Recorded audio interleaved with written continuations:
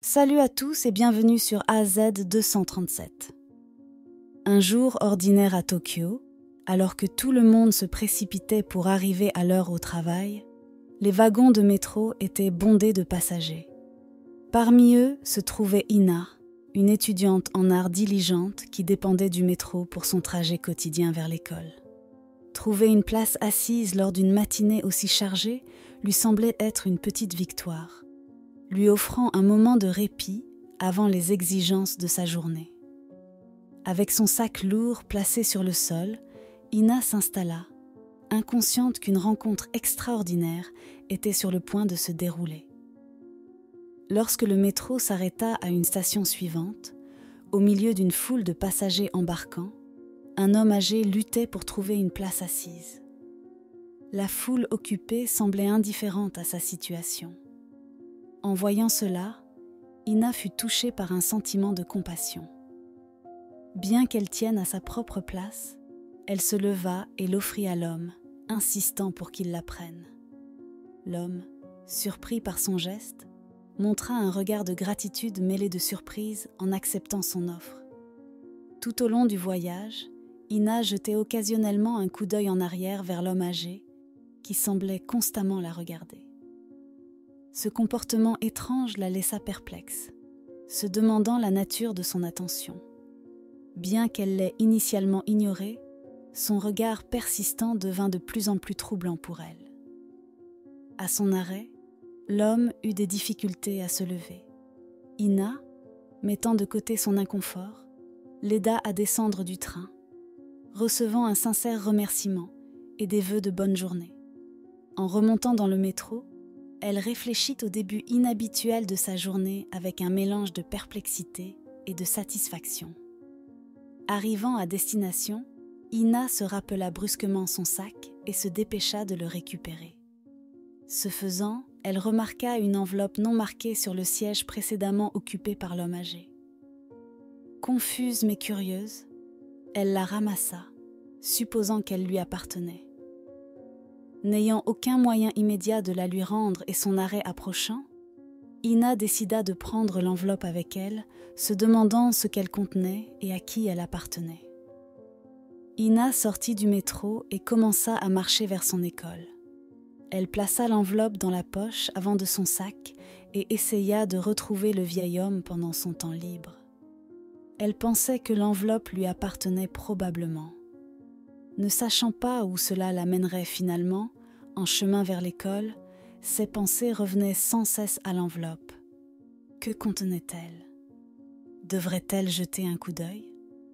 Elle secoua la tête. Tu ne devrais pas fouiller dans la vie privée de quelqu'un, mais peut-être que cela l'aiderait à le retrouver.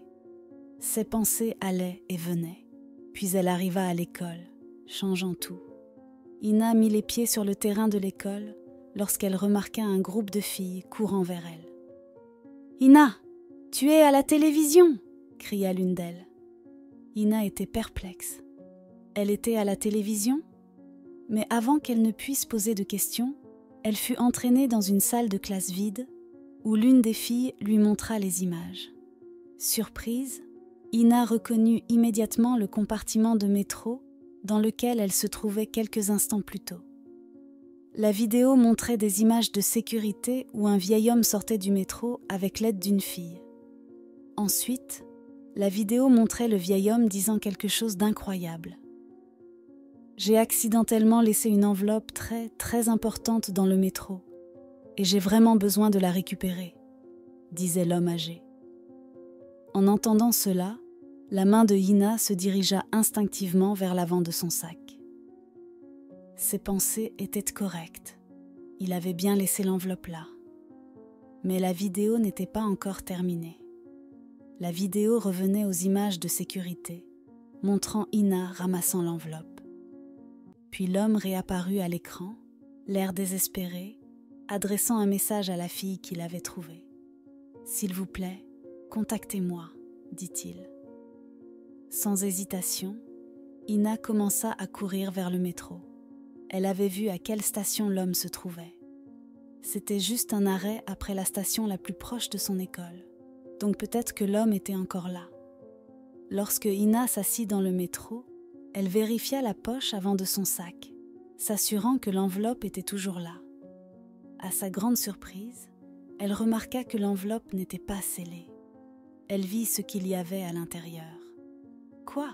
dit Ina à voix haute, ses yeux s'agrandissant. À l'intérieur de l'enveloppe se trouvait une grande clé finement conçue. Elle fronça les sourcils, se demandant ce que cette clé pouvait ouvrir. Elle semblait précieuse, donc Ina pouvait comprendre pourquoi elle était importante pour l'homme âgé. Elle était contente de voir qu'elle était presque à la bonne station. Quelques instants plus tard, le métro s'arrêta à la station qu'elle avait vue sur les images. « D'accord. Et maintenant ?» murmura Ina. C'était une assez grande station, avec 6 quais. L'homme âgé serait-il encore là? Et s'il était là, où serait-il? Oui, elle commença à courir sur un quai.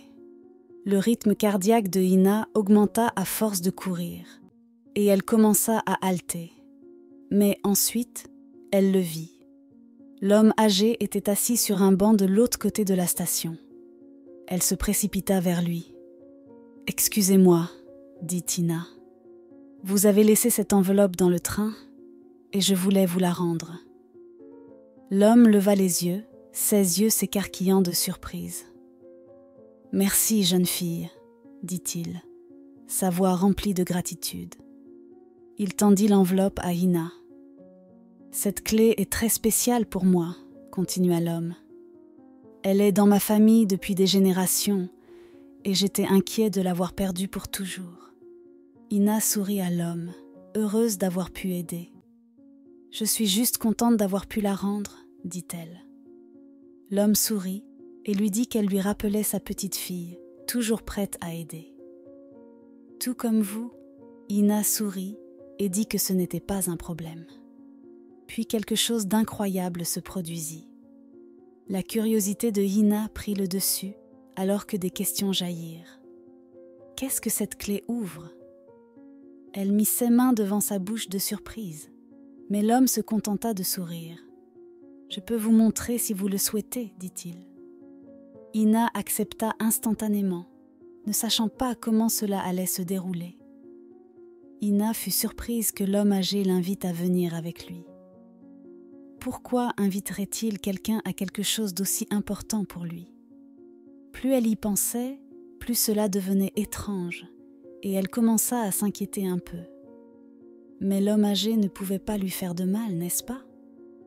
Pour se débarrasser de certaines de ses inquiétudes, Ina commença à poser des questions à l'homme, et à sa grande surprise, il était très ouvert.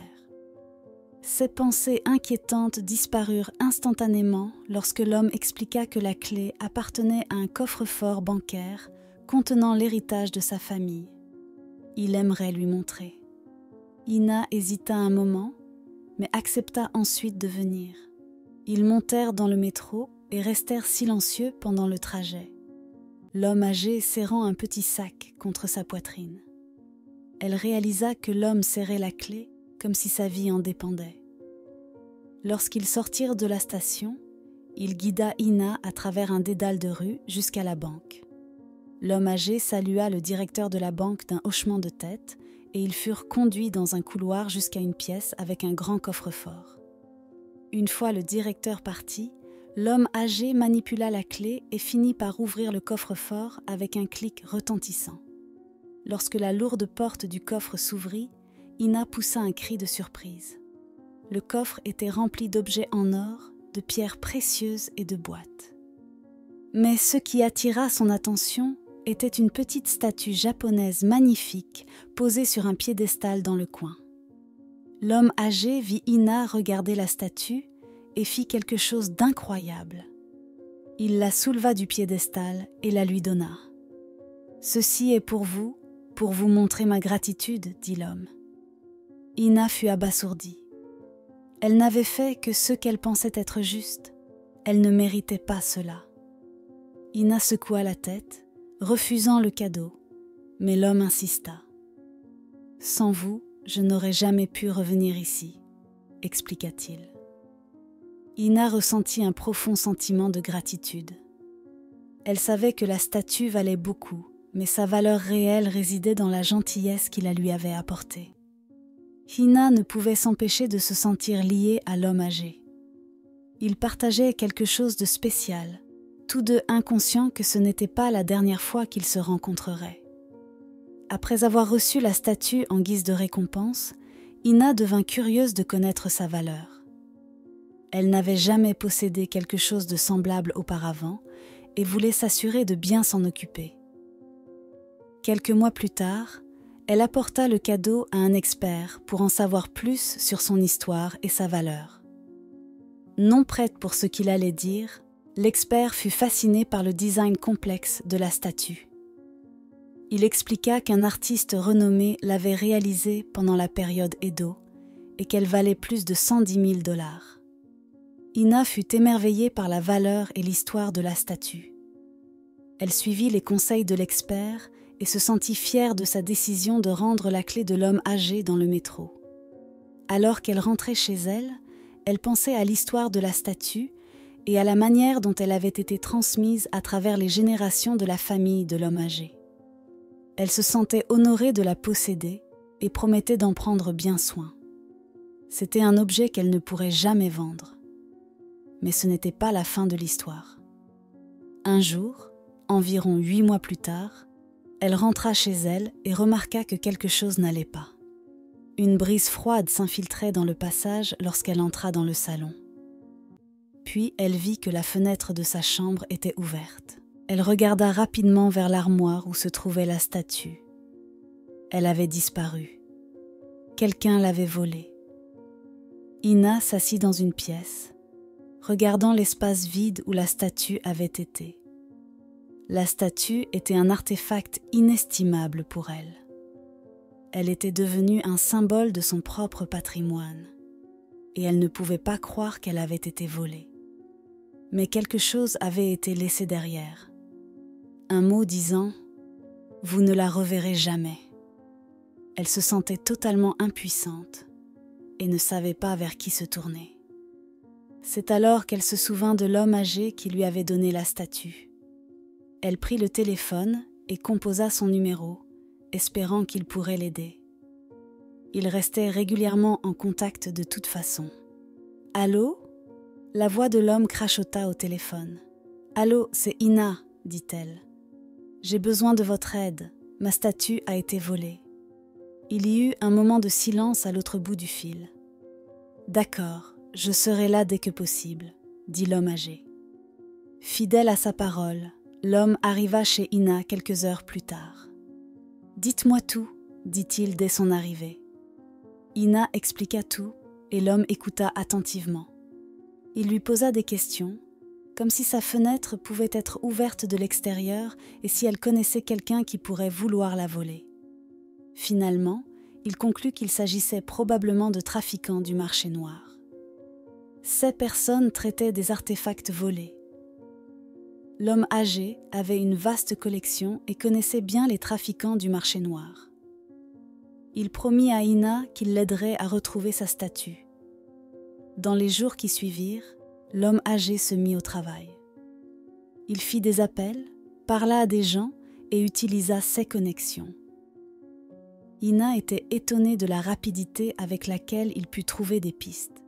Il semblait connaître tout le monde dans le milieu et pouvait obtenir des informations que personne d'autre ne pouvait obtenir. Enfin, l'homme âgé eut une piste. Il avait entendu dire qu'un groupe de trafiquants avait récemment acquis une statue correspondant à la description. Les trafiquants opéraient depuis une ville voisine, alors Hina et l'homme âgé s'y rendirent ensemble. À leur arrivée, ils purent commencer leur recherche de la statue. Mais où devaient-ils commencer ? L'homme âgé n'avait pas de contact ici. « Que faisons-nous maintenant ?» demanda Hina, mais elle n'aima pas sa réponse. L'homme âgé réfléchit un instant, puis un léger sourire apparut sur son visage. « Eh bien, c'est assez simple en fait, » dit-il. Hina le regarda, confuse. En quoi cela pouvait-il être facile ? L'homme âgé expliqua alors. Il devait simplement se rendre dans la partie la plus louche de la ville. Ils visitèrent des bars miteux et parlèrent à des personnes connaissant le marché clandestin. Ils posèrent des questions discrètement, essayant de recueillir des informations sur la statue volée. L'homme âgé connaissait bien ces cercles et utilisa ses connaissances pour obtenir plus d'informations sur les trafiquants. Mais il devait être très prudent, comme l'avait prévenu l'homme âgé. La quête de la statue ne fut pas simple. Trouver les bons contacts demandait de la patience et un talent pour naviguer dans les réseaux d'informations complexes. Leur percée vint de manière inattendue lorsqu'ils entrèrent dans un bar douteux et se connectèrent avec un informateur clé. Au milieu de l'ambiance inquiétante, Ina ressentit une montée d'anxiété, serrant fermement sa jupe alors que l'homme âgé engageait une conversation à voix basse avec un homme de caractère douteux. Les clients du bar lançaient des regards inquiétants dans sa direction, augmentant son inconfort jusqu'à ce que la main rassurante de l'homme âgé sur son épaule signale qu'il était temps de partir. Dehors, l'homme âgé révéla sa découverte. La statue se trouvait dans un entrepôt à la périphérie de la ville. Cette nouvelle alluma une étincelle d'espoir en Ina.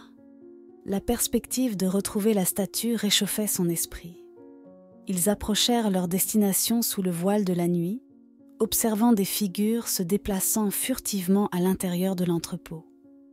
L'homme âgé s'avança pour négocier avec les trafiquants, laissant Ina dans la voiture, le cœur battant d'anticipation.